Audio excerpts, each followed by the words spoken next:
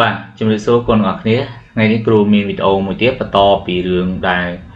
តកតងជាមួយនឹងប្រតិកម្មដែលយើងបង្ហាញអំពីកាតាលីករតែក្នុងនេះយើងនិយាយរឿង ester ម្ដងនៅក្នុងលំហាត់នេះតកតងជាមួយ ester ហើយលំហាត់ដូចជា ester នេះគេមានប្រតិកម្មរវាងអាស៊ីតនិងអាល់កុលអញ្ចឹងទៅបង្កើតបានជា ester មួយដែលមានម៉ាស់ម៉ូលវាបាន102បន្ទាប់ពីយើងស្គាល់ម៉ាស់ម៉ូលហើយគេឲ្យកំណត់រមុនដុលពេលកំណត់រមុនដុលហើយយើងអាចកំណត់ទៅលើនៅក្នុងនោះមានដូចជាប្រភេទ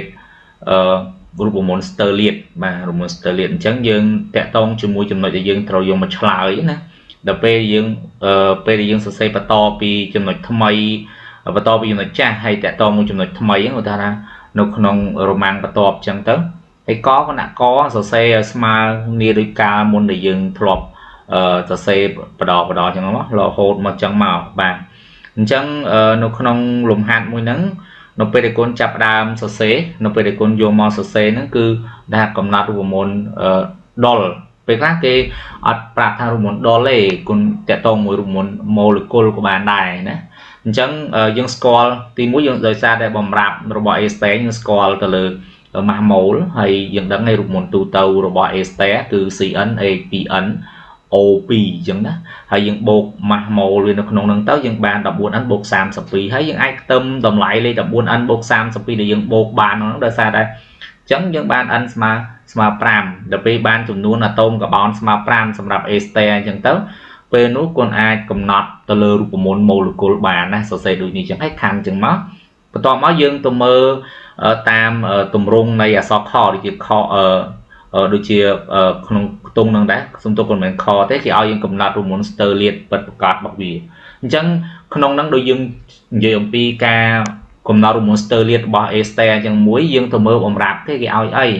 នៅក្នុង ester ហ្នឹងគុណឃើញហើយបំរាប់គេឲ្យមកគេថា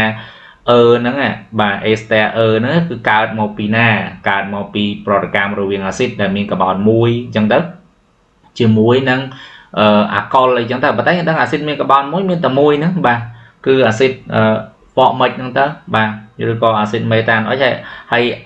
សម្រាប់អាកុលហ្នឹងគឺប្រាប់ទេថាអាកុលថ្នាក់ទី1អត់មានយកអាកុលថ្នាក់2មកប្រើទេប៉ុន្តែអញ្ចឹងនៅសល់បានកាបូនប៉ុន្មានទៀតបើយើងគិតទៅនៅសល់កាបូន4ទៀតមិនអញ្ចឹងកាបូន4ទៀតគឺជាផ្នែករបស់កុលអញ្ចឹងយើងអាចសរសេររូបមន្តបានណាអញ្ចឹងតាមរយៈបំរាប់ប៉ុណ្ណឹងយើងអាចយកមកបង្កើតទៅជារូបមន្តស្ទើលៀតដែលគេចង់បានឲ្យយើងយកមកឆ្លើយនឹងបានបន្ទាប់ពីបង្កើតរូបមន្តស្ទើលៀតឲ្យកុំភ្លេចហៅឈ្មោះផងណាហើយមួយទៀតគេឲ្យយើងសរសេរសម័យកាលសម្រាប់សម័យកាលនៅក្នុងការសំយោគបើសិនជាកូនយកមកប្រើតាក់ទងជាមួយនឹងសម័យកាលប្រភេទសម័យកាលសំយោគអញ្ចឹងណាកូនមើលគេសំយោគបាន ester ហ្នឹងអញ្ចឹងយើងពុះជា2មកគិតមកផ្នែកខាងមុខមកផ្នែកខាងមុខនៅសល់ H ហើយនឹង CO ហើយផ្នែកខាងក្រោយនេះគឺសល់ O ហើយ CH2 3ដងហើយមាន CH3 អញ្ចឹងប្រតិកម្មរបស់យើងសរសេរយើងយកជាទម្រង់នៃប្រតិកម្មសំយោគ ester ឬក៏ទង្វើ ester នេះយើងប្រើអាស៊ីតបូកុលណាបាទហើយដល់ពេលយើងមកមើលខ្ទង់ខនេះគេឲ្យយើងគណនា mass របស់ ester ដែលទទួលបានប៉ុន្តែដោយសារតែបំរាប់គេប្រាប់មកមានទិន្នផលcủa nóមាន OD ប្រការណាបំរាប់មាន OD អញ្ចឹងគុណទៅតាមរមុន OD មកប៉ុន្តែបើអត់មាន OD អត់អីមិនបាច់ទៅរកតាម OD តាមរមុនធម្មតាណាបាទអញ្ចឹងបើបំរាប់មាន OD ក៏តាមរមុន OD សិនមកស្មើនឹង m ទទួលបាននៅលើ m ទ្រឹស្ដីគុណនឹង100ប្រើម៉ូលក៏បានដែរណាបើថាគ្រូមិនចង់ប្រើតាមម៉ូលគេគុណរកតាមម៉ូលទៅមានអីទេណាអញ្ចឹងពេលដែលយើងចង់បានម៉ាស់ទទួលបាននេះដោយសារលំហាត់យើងសួររកម៉ាស់ទីខាងគ្រូខ្ញុំអាចលំហាត់នឹងតាក់ទងមួយម៉ូលខ្ញុំចង់ប្រើម៉ូលបានប្រើម៉ូលទៅបាទហើយអញ្ចឹងហើយយើងអត់ស្គាល់ពីម៉ាស់ទ្រឹស្ដីទេអត់ស្គាល់ម៉ាស់ទ្រឹស្ដីអញ្ចឹងម៉ាស់ទ្រឹស្ដីគាត់អាចអនុវត្តតាមរមុន n ស្មើ m ទូច m ធំអញ្ចឹងមកហើយយើងស្គាល់ម៉ាស់ម៉ូលយើងស្គាល់អញ្ចឹងយើងផលបូកម៉ាស់អាតូមហើយបន្តមកទៀតយើងឲ្យស្គាល់ចំនួនម៉ូលបញ្ហាអញ្ចឹងកូនត្រឡប់ទៅមើលបំរាប់ទៀតដែរ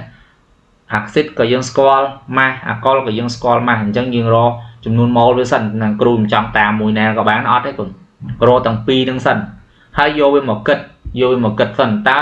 មួយណាគឺជាអង្គធាតុប្រតិករកំណត់កន្លែងគឺជាចំណុចសំខាន់កូនមិនមែនថាគ្រូចង់រកតែមួយតែសម័យកាលជាងបើសិនជាចៃដន្យកូនរកទៅឃើញថាមួយហ្នឹងគឺអស់ហើយអញ្ចឹងណាតែចៃដន្យហ្នឹងមានមួយទៀតអស់រៀងទៅអញ្ចឹងបញ្ហារឿងអង្គធាតុប្រតិករកំណត់ហ្នឹងគឺសំខាន់អញ្ចឹងគុណត្រូវរករឿងអង្គធាតុប្រតិករកំណត់ហ្នឹងឲ្យហើយ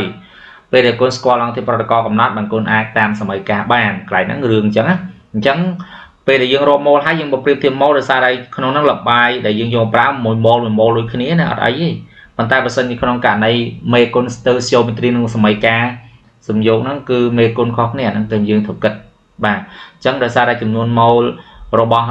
អាស៊ីតហ្នឹងវាទូជាងអញ្ចឹងយើងប្រើអាស៊ីតជាអង្គទីប្រតិកកំណត់អញ្ចឹងយើងអាចទាញតាមសមីការឃើញអំពីម៉ូលទ្រឹស្ដីម៉ូលដែលយើងបានម៉ូល A star អញ្ចឹងពេលម៉ាស់ដែលយើងយកមកជំនួសតាមម៉ូលអាហ្នឹងហៅថាម៉ាស់ទ្រឹស្ដីណាអញ្ចឹងប្រយ័ត្នប្រយែងមែនតើហើយយកមកជំនួសវិញយើងឃើញម៉ាស់ទទួលបានតាមមុន OD នឹងវិញដដែលអញ្ចឹងហើយកន្លែងហ្នឹងបាន6.834ក្រាមចឹងទៅយើងបានប៉ុណ្ណឹង